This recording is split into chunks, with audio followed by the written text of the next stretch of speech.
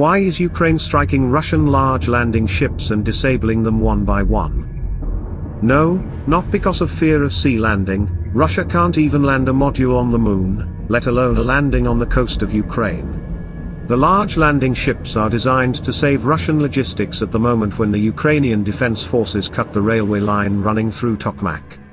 After that, the Russians plan to supply fuel to their army group in the occupied areas of Zaporizhia Oblast and the southern part of Donetsk Oblast through occupied Mariupol, transferring fuel and heavy cargoes with the help of these ships.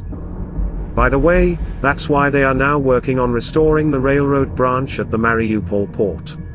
If Ukraine can cut the artery going through Tokmak, which is already barely used due to the approaching front, and deprive the Russian Black Sea Fleet of transportation opportunities, it will in fact create a sort of no-go zone for Russian logistics. And without fuel, regular transportation of ammunition, medical supplies, equipment and so on, it is very difficult to fight, to put it mildly. The AFU has managed to blind the air defense in Crimea. Attacks on Russian military facilities on the temporarily occupied peninsula have become more effective and will intensify. These successes were preceded by several months of almost daily drone raids. They seemed ineffective to many, as the vast majority of the drones were shot down. Nevertheless, the AFU accumulated information, where the drone was destroyed, by what means. They tracked the response time, looked for the most favorable corridors. In addition, during a recent raid on gas drilling platforms in the Black Sea, a Russian radar was captured. This further blinded the Russian defense. In recent weeks, the AFU has managed to seriously damage or destroy at least two S-400 Triumph surface-to-air missile systems in Crimea, Russia's most advanced long-range SAM system. Ukraine's liberation forces have probed the organization of Crimea's air defense, learned how to bypass it, and destroy anti-aircraft systems. The weakening of the air defense allows the AFU to hit other targets more effectively. On the night of September 13th, Storm Shadow cruise missiles hit a ship repair plant in Sevastopol. The landing ship Minsk and the submarine Rostov-on-Don were seriously damaged and possibly completely destroyed. She was a carrier of Kalibr cruise missiles.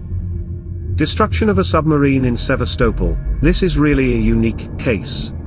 In the world history of wars and conflicts, there really is not a single fact of destruction of a submarine by aircraft-based cruise missiles. Submarines in general are very difficult targets to track and destroy, because it is possible to catch them only in the surface position. But here she was in a dry dock for repairs. As they say, God said to take advantage of the opportunity.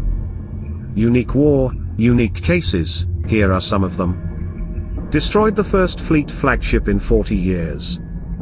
Destroyed the first attack helicopter in flight from an ATGM. Destruction of a record number of generals in a record time. Defeat in naval combat of a country with a fleet, against a country without a fleet. The Black Sea is becoming a very, very dangerous place for the Russian fleet. The military facilities in Crimea are now more accessible to Ukrainian missiles, and the number of strikes will increase. A little over a month ago, I already voiced a recommendation to the Russian occupiers to get out of the Black Sea in all directions of their internal waters. They did not listen, and for nothing, because everything is just beginning. More to come.